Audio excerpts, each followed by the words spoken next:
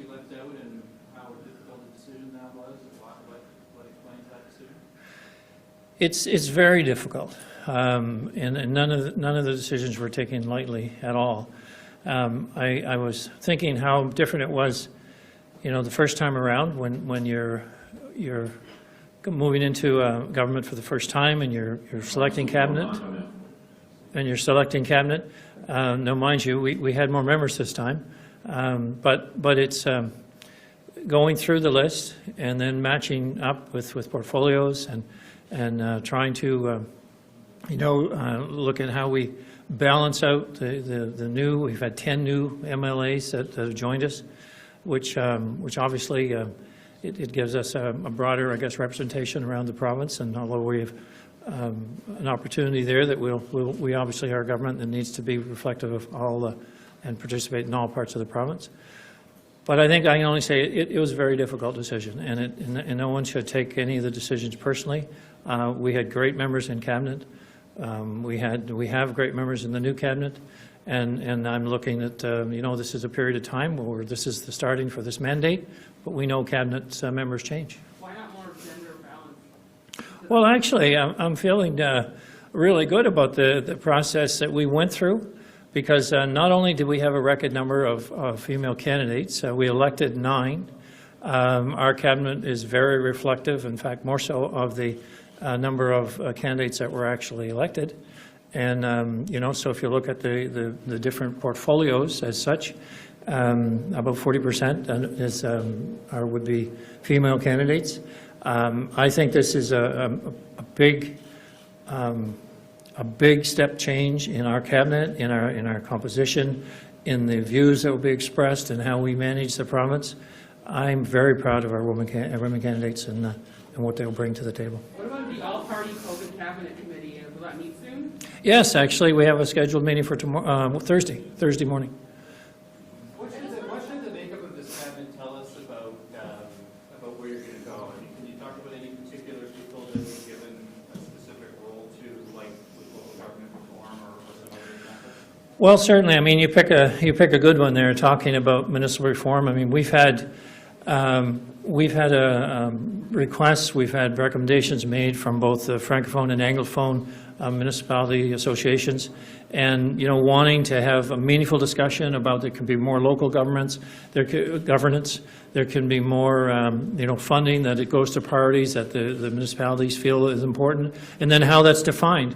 And so certainly in the new minister in that portfolio, Daniel Alain, I'm feeling very confident that being a councillor himself, deputy mayor, he certainly can bring the views of experience in that world, but also making the connection around the province as we look at seriously municipal reform. I mean, it's been talked about for a long, long time, and I think this would illustrate that I'm very focused on having action in that file.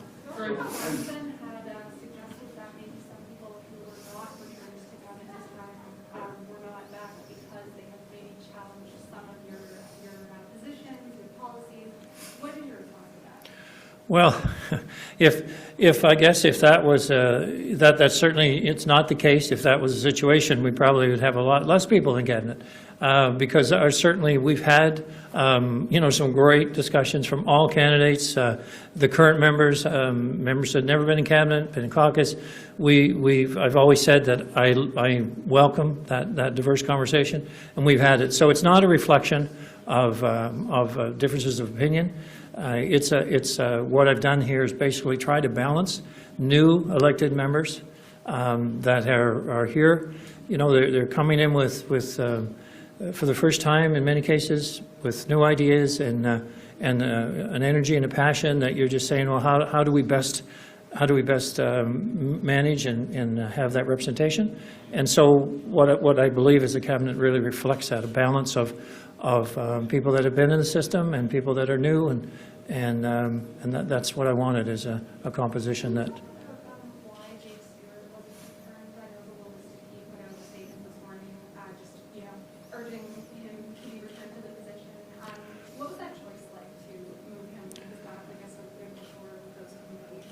It's not any.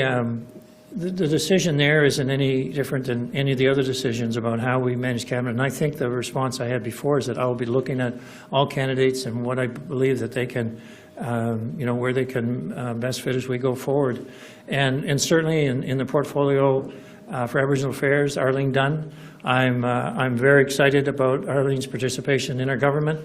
She has a national record working with building trades unions, senior positions nationally, a focus on economic development. So I'm excited about her ability to work with First Nations to determine their priorities and how we can move the bar for helping the communities utilizing what they believe they need so they can guide us in how we develop a sustainable path forward that we grow with.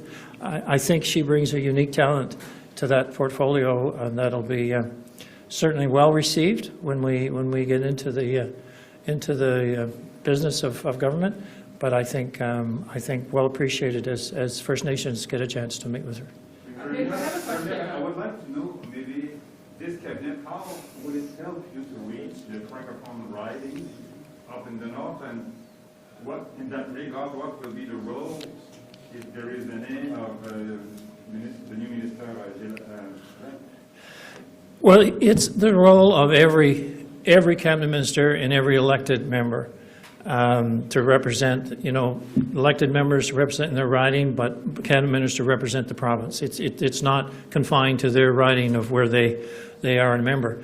I think what it allows us to do is certainly to demonstrate that the decisions we make will be made in the best interest of the entire province. And working with the local communities and working with on a regional development model, again, focusing on the priorities of the community, no matter where it is, will be seen through the actions that we have, more so than any particular individual. So when you speak of Monsieur Alain, it's he's elected in his riding, but he has a provincial responsibility in relation to his portfolio. Every cabinet minister has the same responsibility. You talk about Dorothy Shepherd and health, and what you saw in her social development over the last 2 years that caused you to think she was the right person for that job at this time? Well, certainly, Dorothy has a great track record of working within the social development world and meeting with a number of people in relation to the challenges we're facing. Also, the bridge that needs to be built between Department of Health and social development. So having someone that's kind of been in social development and now moving into health, we learned through COVID that, we broke down a lot of, let's say, divisions between departments, and it was very successful. And so what I see here in the case of Minister Shepherd is basically having the knowledge in social development and the needs that are around the province. She now can look at the health side of it and say, okay, where are we overlapped? Where are we not moving as fast as we can because we have some, let's say, barriers or roadblocks? And it'll be because of her knowledge in social development world that she'll be able to bring that value. You said just a few minutes ago that you think this cabinet is reflective of the entire province. What about Miramichi? Well, certainly, as I say, you can say, what about other areas of the province that we don't have elected members? We're not leaving out any part of the province, and because in the case of our government you're not in cabinet, doesn't mean that you're not representing your riding, and because that, I've for a long time tried to think of how we can raise the profile of MLAs so that they're because they need to be a key part of our government in every aspect. I mean, when we had the looking at the $50,000 the fund that is allowed in the communities for priorities that the MLA sees in that community. So what else can we do? And I want strong MLAs to help us, and I want strong MLAs from any party to help us be more representative in where they're elected. So while in the government is certainly we're in government, but I think that particular fund was a demonstration that we believe there's more local autonomy that needs to be had by the particular member that's elected in the riding. Andrea Anderson Mason dumped to the backbench. Did you talk to her today? How's she feeling? It was, it's a tough decision. Any of these changes are a tough decision, and I did speak with her yesterday. But I think the point is, what people all have to realize, and it's always tough, is that these cabinet positions are right now, this is the cabinet. We will look at going forward what needs to change, improve, organizationally, structurally, numbers, because I am not fixated on any particular. We've combined some departments in this particular move. You know, we'll look at that reorg as we go forward. So I've said this to every person, that, you know, this is not anything you look at and say, well, there, I don't have an opportunity to be in cabinet. That's not true. Yes, they do. And this, you know, typically it's a shuffle every 2 years. I'm not assigning myself to 2 years. Because we will, as we're going forward, we've said we wanted to change based on what we learned from COVID. And that may mean changes structurally in how government operates, departments, how they operate, departments, how they're structured. We will learn as we go, and that could change how cabinet's structured. No deputy premier announced today. Is that going to happen, or are you the deputy premier as well? Well, I am planning to be here for a while. And so I didn't announce any particular deputy premier. If, you know, when I leave the province, or I'm able to leave, and which I'm not really able to do at this stage, we always have a designate that steps in. I think that, you know, in many ways, maybe part of what I've been used to over the years, it helps to people to grow and to develop in a career. And I've talked a lot about succession planning. I've talked a lot about people learning and moving to different positions as they grow. Excuse me. Certainly we're seeing that inside of government now with more planning around career pathing. And I think in the cabinet side and in the government side for members, it's where can we have people, let's say if I have to go away or I'm away for a period, they step up and they do it. And that could be any member of cabinet that does that. So that's enough. I'm not planning to do it. I don't have a fixed time to do it any time soon. Will you nominate someone as a speaker, or are we going to leave it up to the House to have a vote? Well, there will be a vote in the House, right? Right, but Yeah. So I may have an opinion on it, sure, but there will be a vote. That's the process. name of though is your choice for your. Likely I will. Likely I will. Yes. Do you intend on nominating a northern lieutenant? Because you don't have technically a northern MLA, no northern ministers. So, and Kevin actually from Connecticut, your ex-candidate, kind of offered himself. Do you intend on nominating somebody like that? Not at this time. I will be certainly following the progress that we make, working with, if we're talking regional development, how we're making that work around the province and how we're connected with municipalities and regions. And but at this time, I'm not intending to nominate anyone outside of cabinet or outside of an elected member. And how since you don't have ministers from the north, where will you get your input from that big region? Well, just as I spoke about the FNMB, the Francophone Municipalities Group, I mean, they put out a paper about what positions they would like to see move. I've met with all 8 cities in the past, talking about what they would like to see changed. I have met with the Conseil économique. I've met with the Chamber of Commerce in their regions, what they see for priorities. So there's kind of a number of organizations that we can work with in government. And I expect ministers to do just that with their portfolio. I don't expect any of them to be confined to a region of the province, because that's not what they're about. They're a cabinet minister to reflect the interests of the entire province. Last question. I just have a question from a colleague. The Human Development Council has recently recalculated the living wage to $20, probably raising up to normalize. So the Human Development Council is calling on us to increase the minimum wage to $15 rather, an hour. Do you have any plans on doing that, or increasing the minimum wage at all over the next few years? Well, what we did do back a few years ago was set up a mechanism where the rate would continue to increase. So it was based on a CPI formula. So it wasn't just left to an election promise at some time. I would certainly be interested to analyze where that ratio, what that should be in light of what changes we've seen with our economy and with let's say salaries in other sectors. So I'd always evaluate, but to pick a number, I wouldn't do that here.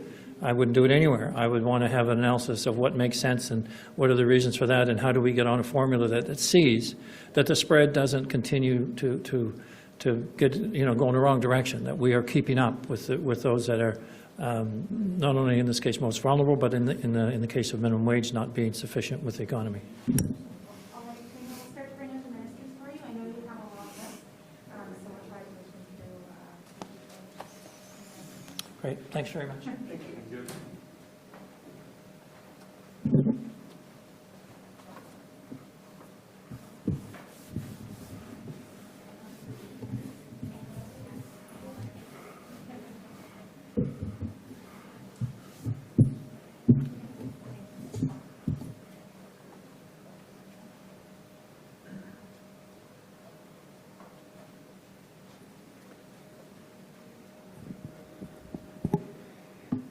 Good afternoon, bonjour. I'll leave it to your questions if you like. So you've taken over a portfolio in the middle of a pandemic. How do you feel about that? Well, one of the first things I did this morning was ordered a new mattress. One of my best rejuvenative factors is actually sleeping, and I can always sleep, it seems, no matter what is happening in life. So I think that it's going to be very important that I be up for this.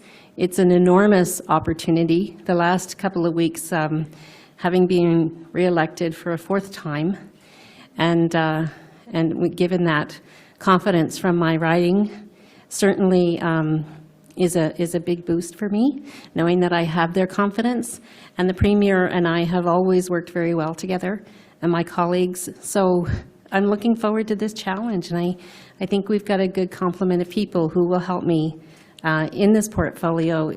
The one thing I've learned from social development is that so many of our caseloads are interdependent.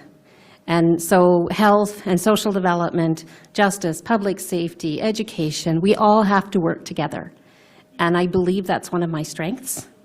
And I believe that going forward, we can certainly break down some barriers that will help us solve some things going forward. Some of those barriers might be in those communities where your government was planning to shut down ER services overnight. Do you need to go to these communities, reach out, repair some of the damage that might have been done? I think communication is going to be really important going forward, and today is really day one. So I've got a lot of briefings to get caught up on, but I absolutely think one of my strengths is also communicating and talking and listening. And so that is definitely on my personal agenda.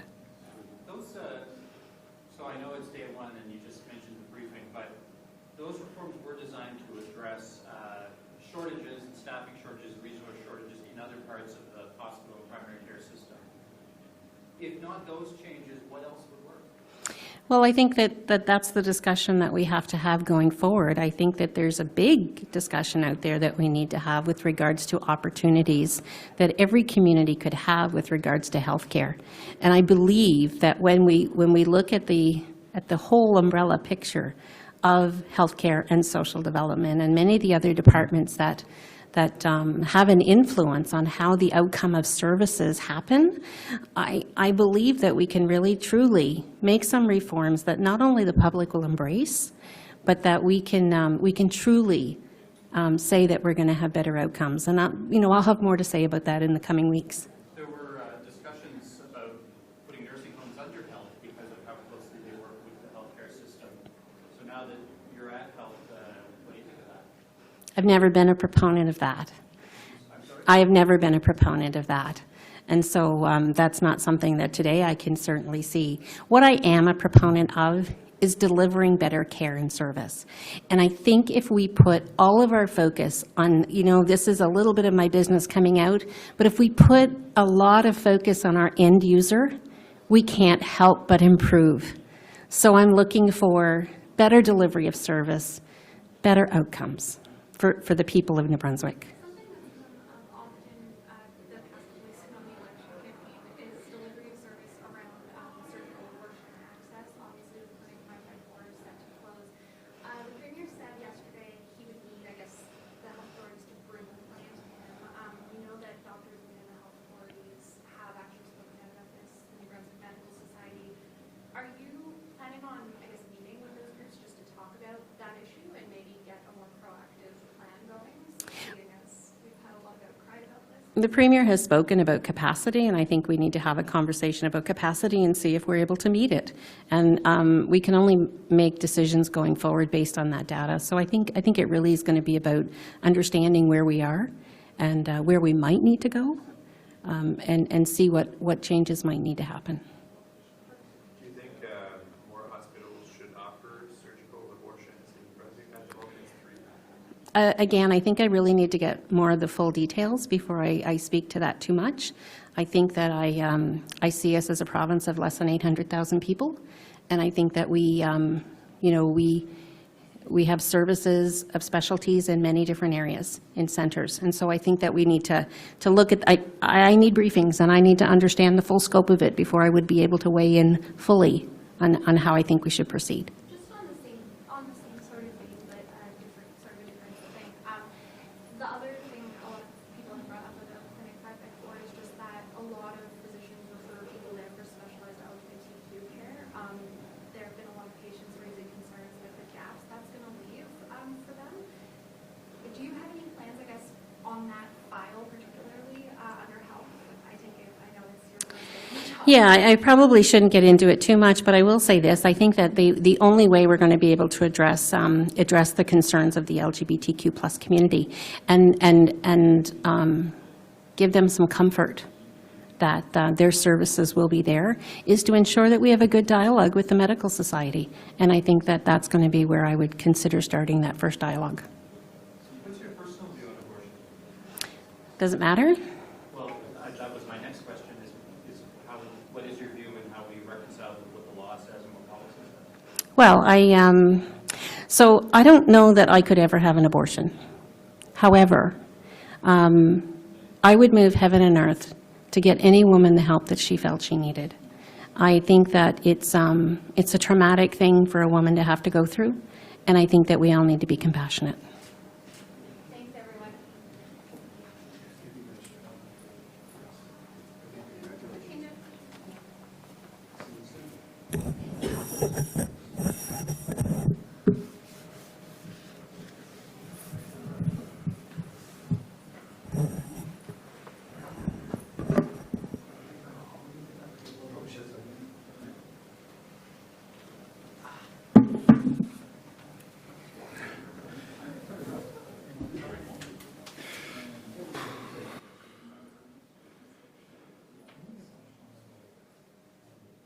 Ryan, on est prêt? Parfait. On suspense, on ne savait pas si vous alliez au cabinet. Merci. Comment vous réagissez au poste qui vous a été confié? Je réagis d'une bonne façon. Quand tu regardes mon curriculum vitae, 2 choses, je vais certainement travailler dans le milieu municipal, dont je deviens. Hier soir, c'était ma dernière réunion à la ville de Dieppe, et c'était quand même j'ai eu une bonne expérience de 4 ans. J'ai hâte de travailler avec tous les maires, toutes les associations de municipalités. Il y a aussi, si tu regardes mon curriculum, j'ai travaillé dans les zones d'amélioration d'affaires. Donc, j'ai hâte à travailler avec les gens là aussi au niveau du développement économique. Puis, je suis fier pour la raison principale, c'est ça va m'amener partout dans la province. Je vais aller dans le nord, je vais aller dans le sud, je vais aller dans l'est, je vais aller dans l'ouest. Donc, c'est ça mon objectif, c'est aller travailler. Et le Premier ministre me donne une tâche assez spécifique qui va être la réforme de la gouvernance locale, que tout le monde, on en parle, ça fait une bonne élan, donc c'est là. C'est quoi votre vision de la réforme? Ouf, c'est encore tôt tout de suite. C'est ça, la vision, c'est que je suis une chose, ça fait 50 ans qu'on en parle. On a évolué comme société. Puis je crois que les gens, les associations, nos municipalités ont des bons buts, des bons objectifs. Donc, c'est comment est-ce qu'on peut rallier les gens, les consulter, les rallier et amener des réformes telles qui sont près devant les pots. Est-ce que vous êtes le lieutenant des francophones au cabinet? Pardon? Êtes-vous le lieutenant des francophones au cabinet? Je fais partie d'une équipe de 27 individus qui fait partie de la table du caucus. On est 15 ou 16 au parti du cabinet. Donc, le lieutenant, c'est un gros mot. Tout de suite, on a prêt de quand même travailler avec tous le Nouveau-Brunswick. Comme le premier ministre a dit, la soirée d'élection, il doit être inclusif et collaborateur. Donc, je vais être la même chose aussi. Je peux garantir qu'avec le nouveau mandat que j'ai été donné, que je vais travailler partout au Nouveau-Brunswick et on verra qu'est-ce qui se passe après ça. On l'a entendu, il y a plusieurs francophones, surtout dans le Nord, qui fondent de l'espoir sur le fait de travailler avec vous, Oui. vous êtes francophone. Comment vous voyez ça, ce rôle qu'on vous met sur les épaules peut-être Oui. du premier ministre? C'est comme j'ai dit auparavant, c'est quand même une réforme qu'on cherche, ça fait longtemps. Durant le débat électoral, qu'on vient juste de ça, les 4 dernières semaines, on a définitivement parlé de réforme au niveau des gouvernements locaux. Donc, c'est quelque chose qu'on a besoin de commencer à travailler dessus. On avait des projets de loi à la dernière session qu'on va certainement ramener. Mais tout de suite, comme le premier ministre m'a dit, c'est un ministère qui va m'amener partout au Nouveau-Brunswick. Puis j'ai hâte de travailler avec tous les Nouveaux-Brunswickois. Puis je vais certainement être dans le Nord. Je vais certainement travailler avec les associations, municipalités. Puis j'ai hâte d'avoir la tâche. Can you, on municipal reform, it's a complicated subject. Yes. And when Jacques Finn put out his report, he said you can't do little cherry picking of little pieces at a time. You've got to do the whole thing at once. Are you ready for that? Is that what the Premier told you he wants? The Premier's been pretty specific that this is one of his major priorities, that we want to move forward on government reform. We haven't seen it in 40, 50 years, something significant. I think we've done a little bit during the Alward government. Minister Carr was definitely on the road moving forward. Municipalities really want a new relationship with our provincial government, and that's something that we're going to be working on. They've enumerated lots of asks. Again, I hope, I'm going to be consulting. I want to talk to definitely our municipalities and make sure that we bring something forward in the Legislative Assembly. Let's hope this fall or this spring, depending. On the whole question of taxation, I mean, some people have cautioned that moving more fiscal power to municipalities can jeopardize the principle of equal opportunity because the larger ones with bigger industrial base will just have more money to work with. What's your thought on that? Well, right now, I think I'm new to the role. It's my first day. I'd like to see my files. But you bring up a good point. It's definitely one of the items that is brought up. We definitely talked about it during the election. We've seen it. And I think working with the regions, making sure that we have a great discussion will elaborate, definitely, I hope, a understanding between, and is defining that relationship between the provincial and municipal governments. And I think when you see a lot of the other associations, everybody has their asks, but it's not really all aligned at this time.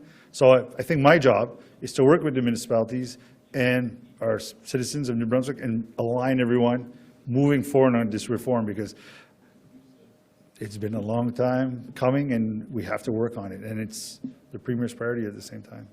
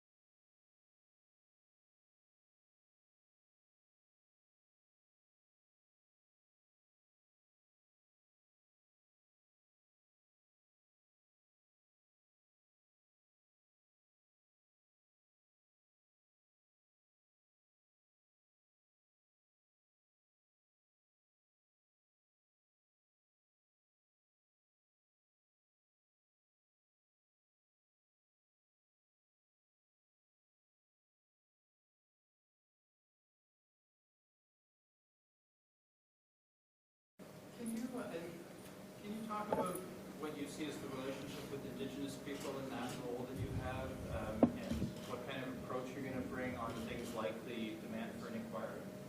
Absolutely. So first of all, I just want to make sure I clarify for the record that the Aboriginal file is near and dear to my heart personally. I spent 31 years in the building trade, so I worked extensively with the Aboriginal populations across Canada. So it's something that I'm really looking forward to. I see a bridge between economic development, growth, training, and jobs in the Aboriginal file. They go hand in hand. I'm not going to comment today with respect to the inquiry issue. I do want to get out and speak with the Aboriginal populations, and I think it's imperative that we engage them in coming up with solutions for their communities.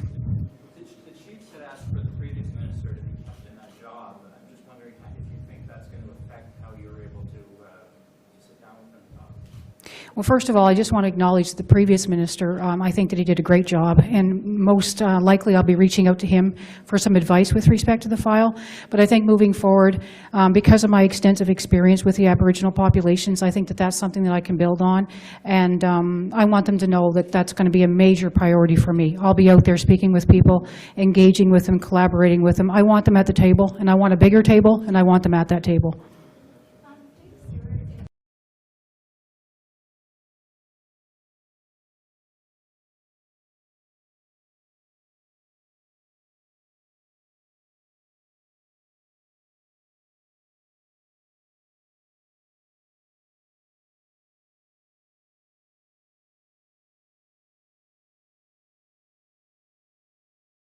Prepared to advocate for those communities, and that's why I want to get out and have a discussion with them. Specifically related to the inquiry issue, that's one of them, but I think also the advantages around tying in those economic opportunities with Aboriginal development as well. But absolutely, I'm here as an advocate, and I have no issue with respect to doing that. Got a whole bunch of portfolios. Yeah, yeah, I do, absolutely. Even for a veteran minister, that's... And please don't ask me which ones they are right now. First of all, I'm going to get me sleep. No, Yeah. I guess there might be a concern on any one of those individual portfolios of how are you going to, you know, be able to dedicate enough attention to any one of them. You might wind up not doing justice to any of them. And I know OEB is a massive file for the It is. Premier. Absolutely. So I just wondered, taking a sleep. Well, I'm hoping to get some sleep, but I can tell you, based upon my 31 years in the building trades industry, a number of the portfolios that are before me today actually are very, very tied in with my past experience. So market share development for the building trades, I was a big proponent for that, and that was one of my responsibilities. Aboriginal affairs for the building trades, diversity, inclusion.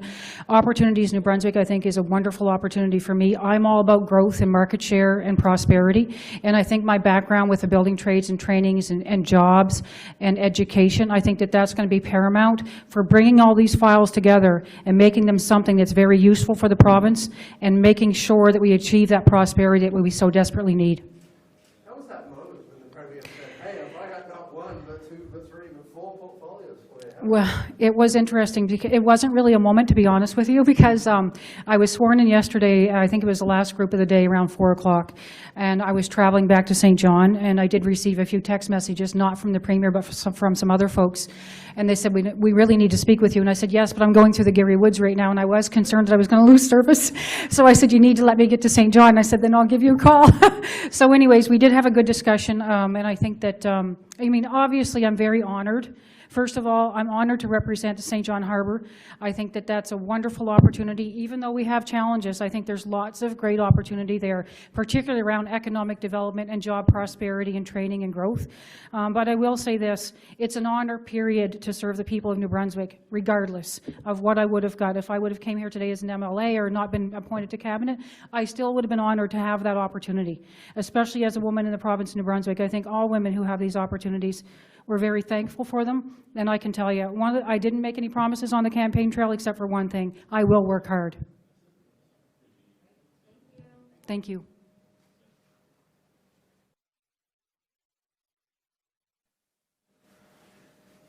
Bonjour à tout le monde. Here we go. I'm wood enough with green paper. I'll throw it out. Back to it. Can we play catch up now on what we asked you yesterday? Sure thing, yep. Your comments about the sergeant at arms and the tents and the legal authority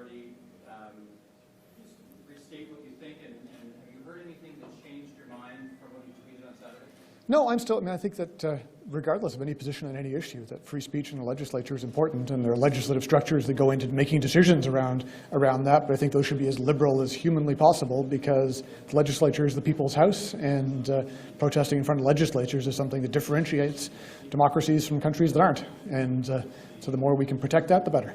So the rationale was it was the tents or the structures that were the problem, and they were removed, but people's right to stay there and protest was respected and should be respected. So do you see a distinction there? Sit-ins in Canada, where it's either raining or snowing 80% of the time, although not so much for the last couple of months, it's kind of hard to do that if you don't have some form of shelter. So I personally don't see that distinction. I'm unaware of too many security breaches being caused by pup tents. And will you seek to have LAC look at that policy, or that whatever guided that decision? I will certainly absolutely raise that, because I think it's of concern. Yep. J'aimerais peut-être un commentaire de rapport sur le nouveau cabinet. Il y a 6 femmes, 8 hommes et un premier ministre. Qu'est-ce que ça indique pour la suite des choses? Moi, je trouve que je suis vraiment heureux avec le nouveau cabinet. C'est un groupe tellement progressiste sur toutes les questions importantes, et aussi conservateur sur les questions qui sont importantes aussi. Alors, je suis vraiment heureux de voir le plus grand nombre de femmes jamais nominées à un cabinet dans l'histoire de la province, et je pense qu'on va faire les grandes choses ensemble. Now that you're in sorry, I'm on the side. Now that you're in a bit of a majority situation, are you planning to reintroduce your vaccine bill? Because I know you felt very strongly about that, and of course you passed the first time. I haven't had any discussions around that yet. I mean, clearly questions around vaccines are going to continue to come up, given we're in the middle of a global pandemic where vaccines are going to be an issue as well. So look forward to talking about that with my colleagues and seeing where we go. Vu que là, vous avez un mandat majoritaire, est-ce qu'il y a des choses en éducation que vous voulez faire maintenant, que vous avez plus de marge de manœuvre? Des choses que vous pouvez faire maintenant que vous ne pouviez pas faire avant? Pas vraiment. Je continue avec le même agenda pour poursuivre les éléments dans le livre vert qui ont reçu le soutien des enseignants partout dans la province pendant la consultation qui a pris place avant la pandémie. C'est probablement une faute avec mon manière de gérer les choses, mais je n'ai pas exactement agi comme si on était dans un contexte minoritaire pendant les dernières 2 années. Alors j'ai l'intention de continuer dans la même direction, de consulter avec tout le monde, mais après ça, de prendre les décisions et changer les choses qui ont besoin d'être changées. The Green Paper, Premier Higgs came out right after the election and said, full steam ahead, and I want to come up with a 10-year education plan.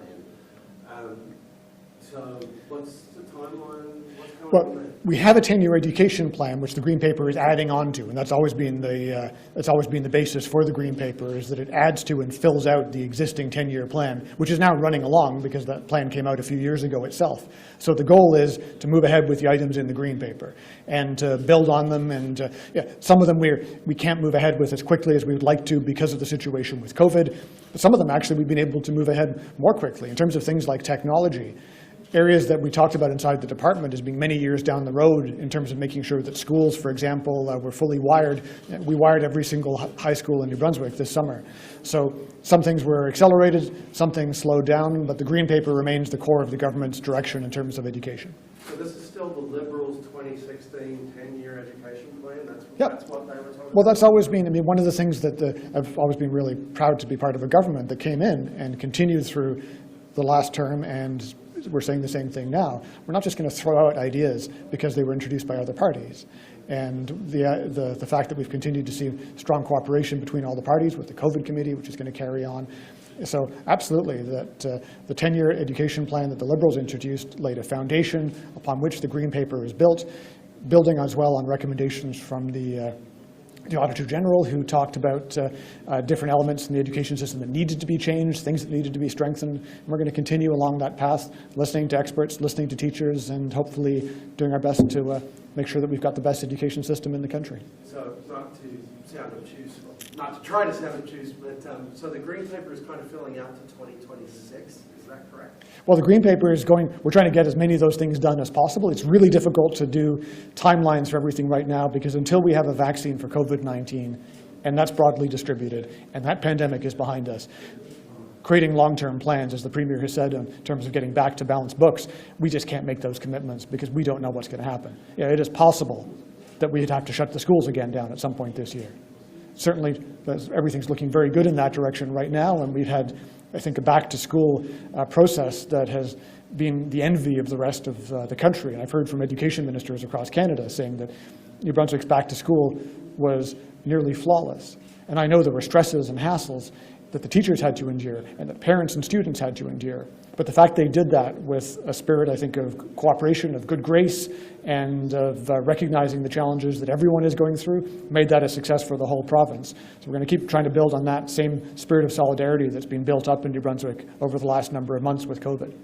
How do you feel about snow days? The Teachers Association saying, sorry, it's in the contract. When it's snowing, I don't care what online learning's been set up. Snow days are snow days. Well, we'll be getting into discussions. It's absolutely true. It is in the collective agreement, and we'll be getting into negotiations on the collective agreement at some point during this government's mandates, and look forward to raising that issues and expressing the opinions that I've shared with you in the past on snow days. Are you disappointed?